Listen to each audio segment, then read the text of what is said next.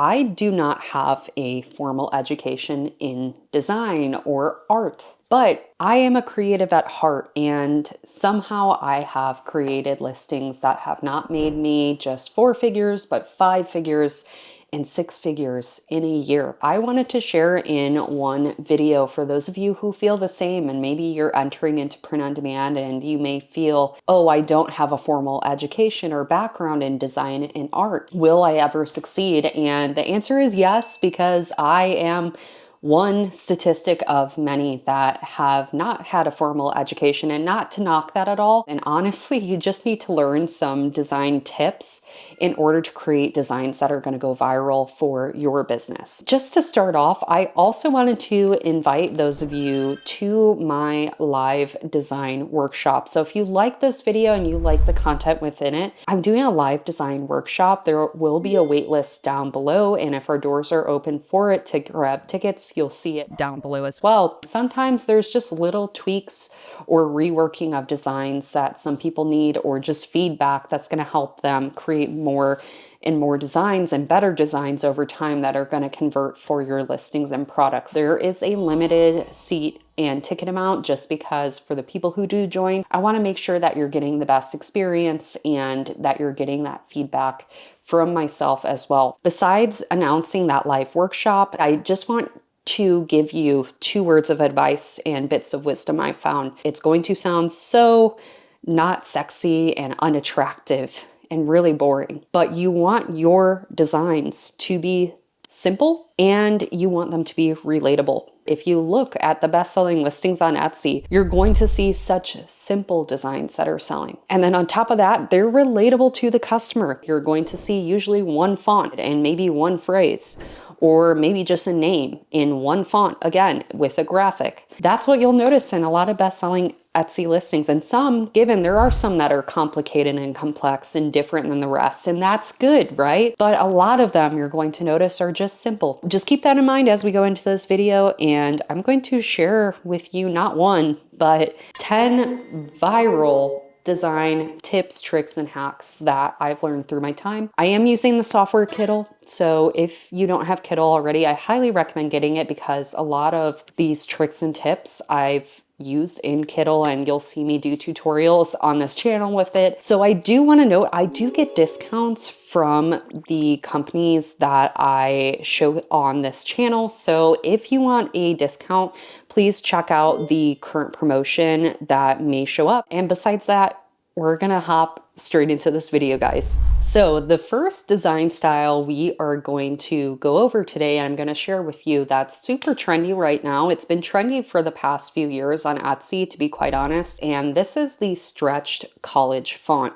I want to give you all a resource that's completely free, and this is defont.com. I would highly recommend checking out the fonts and make sure that they are commercial use. A lot of the fonts are for free on that website, and another resource that is a paid resource is Creative Fabrica, that has thousands of print-on-demand commercial-friendly fonts that you can use, and you can download that and upload it to Kittl. Now, it's really, really easy to make this stretch college font with the custom distort tool with Kittl. You can also stretch college fonts with different styles and trends we're going to be going over in this video, but really as simple as a phrase like teacher we can make, and we can stretch out that font. And then Kittl does have some college-like and esque fonts as well that I would recommend to try out and try your hand at. But I will say I do like going to Creative Fabrica and just finding some fonts I really like. But that's just me. I think sometimes it's fun to just font shop. I don't know if anyone else feels the same way, but I just font shop and I find a bunch of fonts that I really like. So the second hack, if you will, that I found in designs, and a trend that I found when I first started designing, which is doing duo fonts. So what is a duo font and why are these so popular as far as design styles with a Etsy listing, right? So a duo font is only 2 lines of text where the second line is typically overlaid over the first line of text. Your first phrase, which is that first line of text, is typically going to be a stretched out font. So this is a great opportunity to do like a stretched college font or just a tall college font, if you will. I found that tall fonts, and then the second font is typically a smaller font and is usually some sort of script font or a kind of like doodle font, if you will. So I'm going to show some on the screen that I found through Creative Fabrica that I would recommend to those of you. And what I found is doing kind of the micro niche in the second line of text has been a better way I've found to make listings like that. And what's really nice is taking that template of a duo font and scaling it out to not only 10 different niches, but honestly, you can scale it out to 100 different. The next design hack that I have is that there are pattern fonts that you can create quite easily in Kittle now. So one way is by taking an image, uploading it to Kittle, and you can create your font, put in your phrase, choose the font that you want, and then with the picture, what you're going to do is you are going to change the blend mode to screen.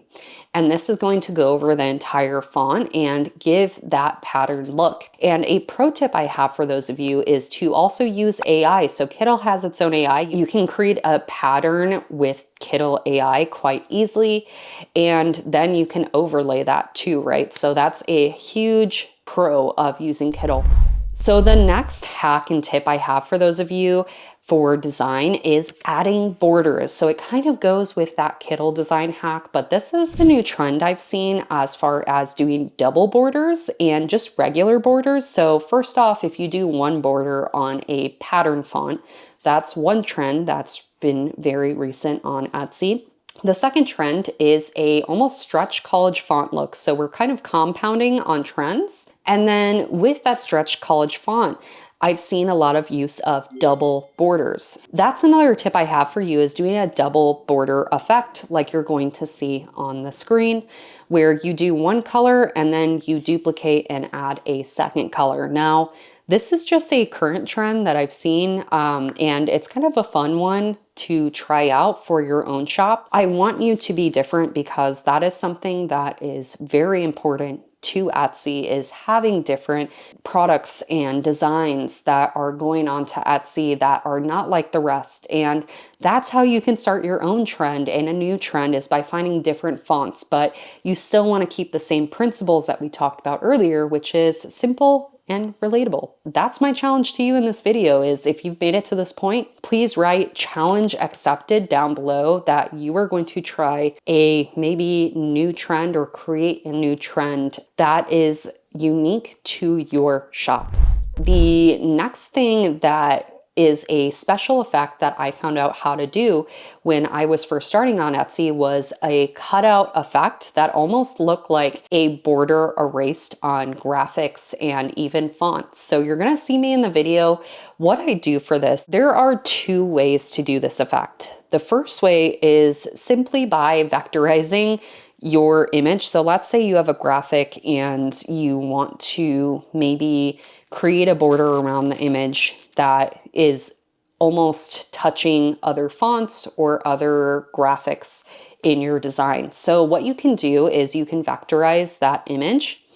You can create a border, and you're going to make the border the same color as the background image or the background color. Sometimes this may remove more or less than you want. So first things first, if that does remove too much or too little, then here's the second way to do this. So the second way is you're going to vectorize that image by the amount of colors that you have in that image. So if it's 2, just put 2. Then after that, you're going to make the color that you want transparent. Then you will save that, and that, voila, is your cutout image. So the next effect that is super trendy right now, and it's honestly been a trend for a few years, I'd say, but it is a grunge effect. So if you go to overlays in the Kittle application, you can click on the effect, and then sometimes you do have to turn on a clipping mask dependent on if you're going to download this as transparent versus not transparent. So if you want the font to kind of have that see-through transparency on where the grunge effect is and kind of goes through, then you usually want to clip that mask, and you can make the background transparent just to make sure it doesn't save incorrectly. But that is essentially how you do it, and it's so easy in Kittl, so highly, highly recommend. So the next trend, and something that I recommend for you who are new to design to try, is the warping effect. Now, this is really fun, and there's so many different effects that you can do with transformations on Kittl. So you can do a circle, you can do a custom, you can do a wave, a flag effect. So play around with these. One of my favorite effects has always been the wave type of look, but it's such a fun effect, and it seems like a trend that's just not going away, which is not a bad thing. I'm all here for it, but just something for those of you to try out. So the next effect that I really love to use in Kittl, which kind of goes with the border effect, which is the block shadow effect. So the block shadow effect, what's really nice about this, and something I like to do, specifically using a groovy font, so kind of like a groovy-esque font. There is actually a groovy font on, I believe, Creative Marketplace. I believe Creative Fabrica might have it now too, where they have something similar. So I will show that in our video here as well. But with that groovy kind of retro font, you can do a block shadow multiple times and just extend the offset of it.